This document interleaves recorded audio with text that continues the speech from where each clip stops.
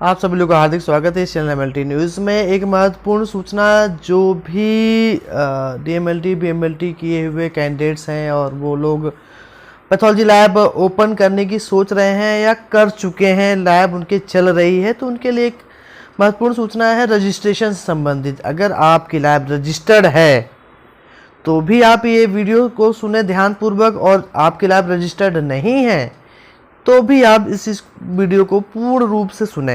और जो भी साथी नए हैं प्लीज़ चैनल को सब्सक्राइब करें, लाइक करें, बेल आइकन को दबाएं और शेयर जरूर करें, क्योंकि अगर आप लैब संचालक हैं तो एक लैब संचालक दूसरे लैब संचालक को जो है प्रोत्साहित कर सकता है, उनकी मदद कर सकता है।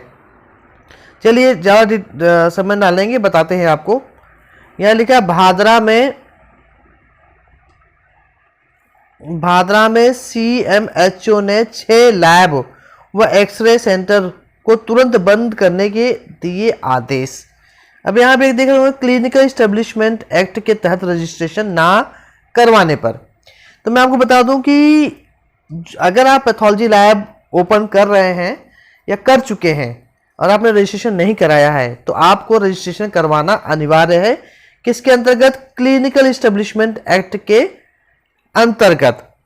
अब ये भादरा जो है राजस्थान में है, और राजस्थान में क्लिनिकल एस्टेब्लिशमेंट एक्ट के अंतर्गत लैब का रजिस्ट्रेशन नहीं हुआ है। इस वजह से चीफ मेडिकल ऑफिसर सीएमएचओ ने जो है आदेश दिया है कि इन लैब्स को बंद कर दिया जाए, और लैब्स को उन्होंने जाकर के बंद भी किया।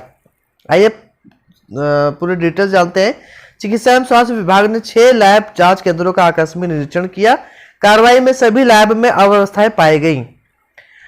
सीएमएचओ डॉक्टर ओपी चाहने के निर्देशन में बुधवार देर रात शाम तक कार्रवाई की गई और ज्यादा पंजीयन नहीं था। क्लिनिकल एस्टेब्लिशमेंट एक्ट के अंतर्गत पंजीयन होना जरूरी है।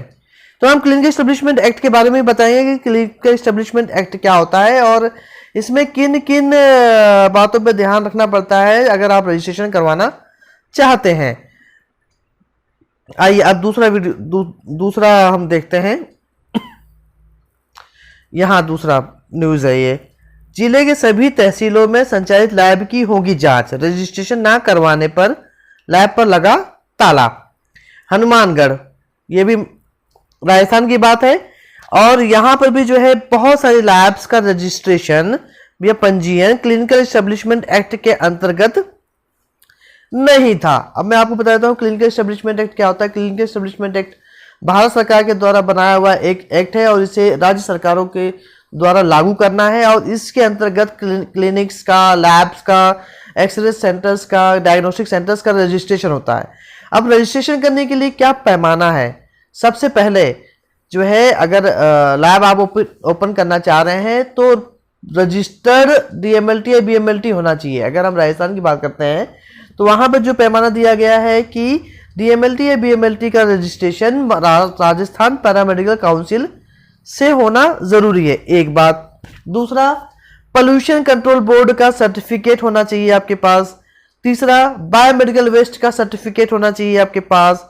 चौथा, फायर का सर्टिफिकेट होना चाहिए आपके पास, और साथ ही आपकी लैब का रजिस्ट्रेशन जिसके नाम पर होता है, 2 डॉक्यूमेंट्स लगते हैं उसमें, एक एमबीबीएस होना चाहिए या फिर एमडी पैथोलॉजिस्ट होना चाहिए।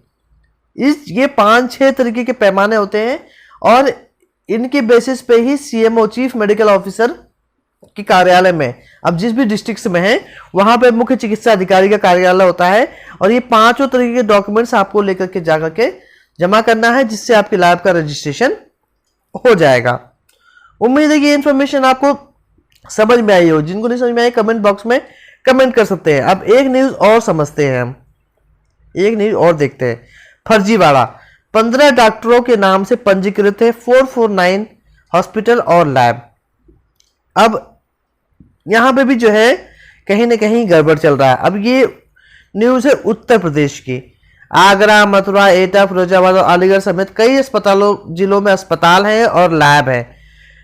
एक चिकित्सक के नाम से 65 अस्पताल है। अब यहां पे भी थोड़ी दिक्कत है कि अगर आपकी लैब का रजिस्ट्रेशन किसी एमबीबीएस के नाम से है या एमडी पैथोलॉजिस्ट के नाम से है तो ये जरूर चेक कर लें कि उन्होंने किसी और अन्य जगहों पर नाम तो नहीं दिया है, क्योंकि नियमतः एक एमडी पैथोलॉजिस्ट 2 लैब से ज्यादा नाम कहीं नहीं दे सकता है। उसी प्रकार से एक एमबीबीएस भी 2 जगह से ज्यादा नाम नहीं दे सकते हैं। तो इसको भी चेक कर लें, क्योंकि ये आने वाले समय में जो है दिक्कतें आएंगी और कार्रवाइयां शुरू होंगी। अब ये मैंने आपको 2 जगह की इंफॉर्मेशन दी है, उत्तर प्रदेश और राजस्थान की, कि क्लिनिकल एस्टेब्लिशमेंट एक्ट के अंतर्गत राजस्थान और उत्तर प्रदेश में लैब का रजिस्ट्रेशन होना अनिवार्य है। इसके लिए 6 तरीके के डॉक्यूमेंट्स लगते हैं। पहला, रजिस्टर्ड डीएमएलटी या बीएमएलटी पर्सन होना चाहिए। दूसरा, बायोमेडिकल वेस्ट का सर्टिफिकेट होना चाहिए। तीसरा, पोल्यूशन कंट्रोल बोर्ड का सर्टिफिकेट होना चाहिए। चौथा, फायर का भी सर्टिफिकेट होना चाहिए। और छठवां, एमबीबीएस होना चाहिए या एमडी पैथोलॉजिस्ट होना अनिवार्य है। अब एमबीबीएस और एमडी अगर आपके पास है तो आप जरूर ये पर जांच पड़ताल कर लें कि उन्होंने आपकी लैब के अलावा कहीं और तो नाम नहीं दिया है, अन्यथा अगर दिया होगा तो आप पे भी कार्रवाई हो सकती है।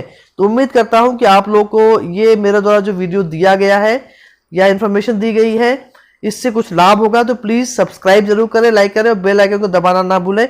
बहुत बहुत धन्यवाद।